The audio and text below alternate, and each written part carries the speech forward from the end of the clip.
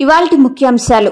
చంద్రబాబుకు భారీ షాక్. రాయచోటి మాజీ MLA Ramesh Reddy jump. CM Jagan సమక్షంలో వైసీపీలోకి చేరిక. టికెట్ రాకపోవడంతో ఆయన పార్టీ మారినట్లు సమాచారం.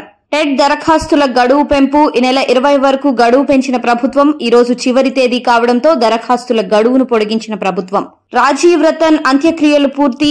రాయదుర్గం మహాప్రస్థానంలో రాజీవ్ రతన్ అంతిమ సంస్కారాలకు హాజరై నివాళులర్పించిన సీఎం రేవంత్ రెడ్డి.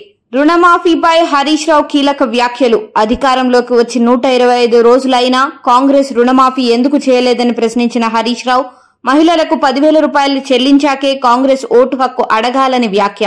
రాధాకిషన్ రావు రిమాండ్ పొడిగింపు. ఫోన్ ట్యాపింగ్ కేసులో మాజీ డీసీపీ రాధాకిషన్ రావు రిమాండ్ పొడిగింపు. ఈ నెల 12 వరకు పొడిగించిన నాంపల్లి కోర్టు నేటితో కస్టడీ ముగియనుండడంతో కోర్టులో హాజరుపరిచిన పోలీసులు. కచ్చతీవు ద్వీపంపై ప్రధానమంత్రి మోదీ సంచలన వ్యాఖ్యలు. కాంగ్రెస్ ప్రభుత్వం కచ్చతీవు ద్వీపాన్ని శ్రీలంకకు ఇచ్చిందని మోదీ వ్యాఖ్య. ఇప్పటికీ కచ్చతీవు ద్వీపం వివాదంపై కాంగ్రెస్ నేతలు నోరు విప్పరని విమర్శ.